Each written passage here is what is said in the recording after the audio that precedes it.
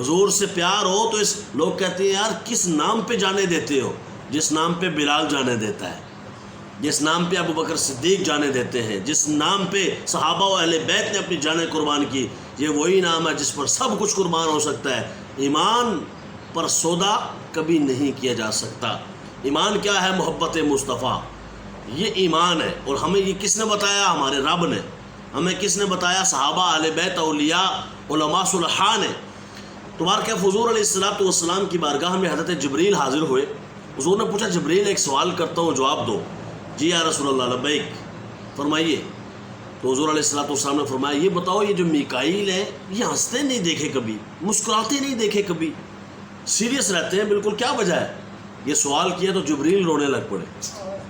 جبریل روئے تو حضور نے فرمایا جبریل میں تم سے سوال کر رہا ہوں کہ ان کے بارے میں بتاؤ، وہ مسکراتے تک نہیں، ہنستے نہیں، کیا وجہ ہے؟ تو تم بھی رونے لگ پڑے۔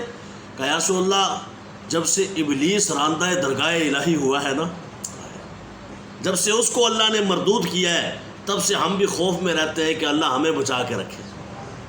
حضور علیہ الصلوۃ والسلام نے بے نیازی ظاہر کی اور فرمایا کہ اللہ تبارک و تعالی بے نیاز ہے، اور ظاہر ہے کہ ہمیں اس سے خوف رکھنا چاہیے۔ تم ٹینشن نہ لو، اللہ تبارک و تعالی تم سے ایسا معاملہ نہیں فرمائے گا، تم محفوظ رہو گے۔ حضور نے جبریل اور میکائیل کے لیے دعا فرمائی۔ تو پتہ چلا خوف خدا تو جبرائیل و میکائیل بھی رکھتے ہیں جو معصوم اور مقرب فرشتے ہیں، جن سے گناہ نہ صرف ہوتا نہیں، ہو سکتا بھی نہیں۔ ایسے فرشتے جن میں گناہ کرنے کی اللہ نے صلاحیت اور حص ہی نہیں رکھی، وہ جب اللہ سے اتنا خوف رکھتے ہیں تو مجھے کتنا رکھنا چاہیے، ہم سب کو کتنا رکھنا چاہیے۔ ایک مرتبہ حضرت ابو ہریرہ رضی اللہ تعالی عنہ جو ہے وہ حضرت عمر فاروق کی بارگاہ میں آئے۔ حضرت ابو ہریرہ کہتے ہیں کہ مجھے بھوک لگی ہوئی تھی، صبح سے کھایا کچھ نہیں تھا۔ تو ان یاروں کی عادت یہ تھی خلفائے راشدین کی کہ ان کے پاس جو کوئی جاتا تھا نا تو یہ پہلے کہتے تھے کھانا کھلاتے ہیں پھر بعد میں کوئی بات کرنا۔ تو مجھے بھوک لگی تھی، میں نے کہا مسئلہ پوچھوں گا عمر فاروق سے۔ میں ان کی بارگاہ میں چلا گیا، میں نے کہا یا امیر المومنین مسئلہ پوچھنا۔ انہوں نے کہا ٹھیک ہے مسئلہ پوچھ لیتے، جواب بھی دے دیتے، لیکن ابو ہریرہ کھانا تو میں نے کل سے نہیں کھایا۔ تم نے کب سے نہیں کھایا؟ یا عمر فاروق میں نے صبح سے نہیں کھایا۔ میں نے کل صبح سے نہیں کھایا۔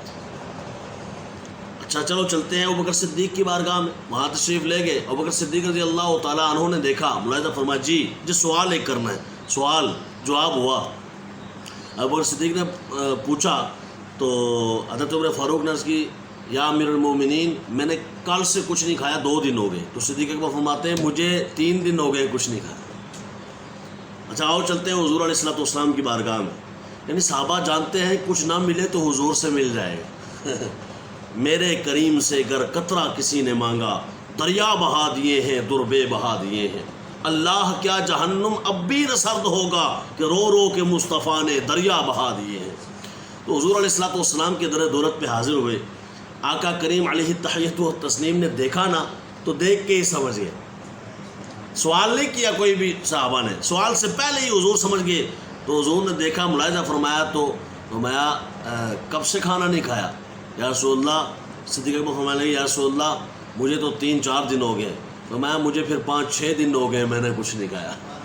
آؤ کھلاتے ہیں، آؤ بھئی۔ اما السائل فلا تنہر کا جس جگہ آرڈر ہو کہ محبوب تیرے در پہ آئے تو خالی مت لوٹانا، تو وہ خالی کیسے لوٹا سکتے ہیں؟ جولی ہی میری تنگ تھی کیا مانگتا میں، ان کی طرف سے تو کمی کوئی نہیں ہے۔ کون دیتا ہے دینے کو منہ چاہیے، دینے والا ہے سچا ہمارا نبی۔ حضور علیہ الصلوۃ والسلام اللہ سے لے کے ہی دیتے ہیں نا، اللہ دیتا ہے اور مصطفیٰ کو دیتا ہے، اور حضور ساری کائنات میں تقسیم فرماتے ہیں، یہی حدیث پاک ہے۔ حضور علیہ الصلوۃ والسلام نے تینوں سے فرمایا آؤ میرے پیچھے پیچھے۔ کدھر؟ وہ ایک انصاری صحابی ہیں، ان کے پاس آج ہم مہمان بنیں گے۔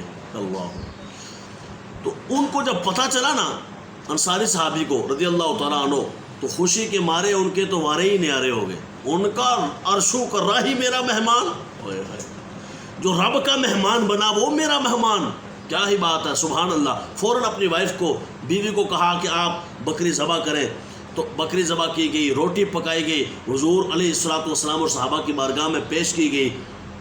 اب تو میں فاروق فرماتے ہیں میں نے تو کھایا ٹھیک انداز میں، پر حضور علیہ الصلوۃ والسلام نے چھوٹی سی روٹی اٹھائی، سب سے زیادہ فاقہ تھا، چھوٹی سی روٹی اٹھائی، تھوڑا سا سالن کھایا، اور کھا کر آقا کریم صلی اللہ علیہ وسلم سے میں نے پوچھا یا رسول اللہ آپ نے بالکل تھوڑا سا؟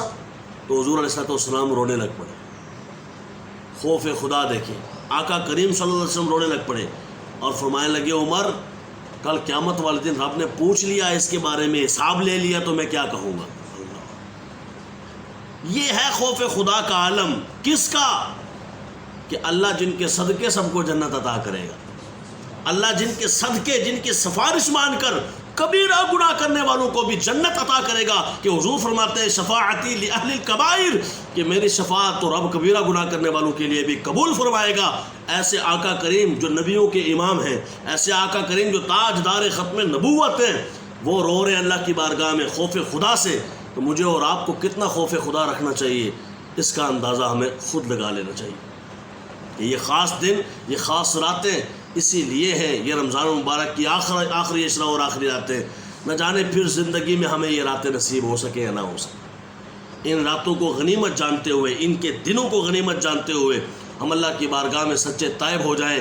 حضور علیہ السلام فرماتے ہیں کہ جب بندہ اپنے رب کے خوف سے روتا ہے اور اس کے رونگٹے کھڑے ہو جاتے ہیں، بعض اوقات ہوتا ہے نا بندہ اللہ کے خوف سے یا کسی بھی خوف سے بندے کے رونگٹے کھڑے ہو جاتے ہیں، یہ جو چھوٹے چھوٹے بال ہیں یہ کھڑے ہو جاتے ہیں، ہمیں اس طرح ہو جائیں تو حضور علیہ السلام نے فرمایا پت جھڑ کے موسم میں جیسے پتے جھڑتے ہیں، اللہ اس طرح اس وقت اس کے گناہوں کو جھڑتا رہتا ہے، ختم فرماتا رہتا ہے۔ آپ نے حضرت نوح علیہ السلام کے بارے میں شاید یہ سنا ہو کہ حضرت نوح علیہ السلام کا نام جو لقب ہے نا، یہ نوح کیسے پڑ گیا؟ حالانکہ یہ نام نہیں ہے، آج آپ نام جانتے ہیں کہ ایک نبی گزرے ہیں جن کا نام ہے حضرت نوح علیہ السلام، حالانکہ ان کا نام ہے یشکر، اپنا ان کا ذاتی نام ہے یشکر، اور ان کا جو آج کل نام ہے وہ کیا ہے؟ نوح علیہ السلام۔ یہ وہ نوحہ کرتے تھے، نوحہ کا مطلب رونا، یہ جو نوحہ تھا کس چیز کا تھا؟ اللہ کے خوف کا نوحہ تھا۔ مفتی احمد یار خان نعیمی رحمۃ اللہ تعالی علیہ فرماتے ہیں اللہ کے خوف سے رونا یعنی نوحہ کرنا یہ عین عبادت ہے۔ ایک نوحہ وہ ہے جو ہمارے یہاں کیا جاتا ہے، وہ امام حسین رضی اللہ تعالیٰ عنہ پر یا مولا علی کرم اللہ تعالیٰ وجہ الکریم پر، یہ نوحہ اسلام میں قطعاً جائز نہیں ہے۔ وہ نوحہ جو نبیوں سے ثابت ہے یا جو دیگر جگہوں سے یہ لوگ ثابت کرتے ہیں نا، وہ فقط رونا ہے، رونا بس، اور وہ جائز ہے، شرعاً بالکل صحیح ہے، مستحسن عمل ہے کہ جب بھی ایسا واقعہ پڑھیں گے، سنیں گے، کربلا یاد آئے گی تو آپ کا رونا فطری طور پر یہ بنتا ہے، آپ رو پڑتے ہیں، اور یہ رونا ہر جگہ سے ثابت ہے، لیکن وہ مصر ہوتے ہیں کہ نہیں جی جان بوجھ کے رونا، جان بوجھ کے باقاعدہ اپنے آپ کو پیٹنا، یا جان بوجھ کے جو ہے وہ ایک دن مقرر کر لینا کہ ہمیں 10 محرم کو فلاں جگہ جمع ہوں گے اور وہاں جا کے ہمیں دکھ لگے گا، ابھی یہاں نہیں لگ رہا، اور وہاں جا کے بس ٹھیک ہے جی ادھر جا کے باقاعدہ دکھ لگائیں گے، ایک طاری کریں گے، اپنے اوپر احساس پیدا کریں گے کہ ہمیں بڑا دکھ ہو رہا ہے۔ اس طرح کا شرعاً اسلام میں مطلوب اور مقصود نہیں ہے۔ ہاں جب ان کا ذکر ہو اور بندہ رو پڑے یہ تو مستحسن عمل ہے، اچھا عمل ہے، اس سے کسی نے روکا نہیں۔ جب مجھے اور آپ کو اپنی والدہ کی، ماں کی، باپ کی، یا کسی کو اپنے بیٹے کی جو چلا گیا اس کی یاد آئے تو ہم رو پڑتے ہیں، تو یقیناً امام حسین کی اس طرح یاد آ جائے اور کوئی رو پڑے تو اس میں کون سی ایسی بات ہے؟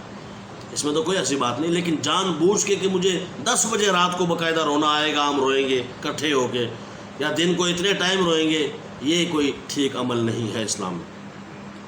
تو خوف خدا سے نکلا ہوا آنسو اللہ تبارک و تعالیٰ کی بارگاہ میں مقبول ہی بڑا ہے، یہاں تک کہ حضور علیہ السلام نے ارشاد فرمایا جس مومن بندے کی آنکھ سے خوف خدا سے اتنا آنسو کا قطرہ نکلا کہ جتنی مکھی کے پر ہوتے ہیں، مکھی چھوٹی سی ہوتی ہے نا، اس کا پر کتنا چھوٹا ہوتا ہے، فرمایا اس پر جتنا اس کا آنکھوں سے آنسو اللہ کے خوف سے نکلا، اللہ اس پر دوزخ حرام فرما دے گا۔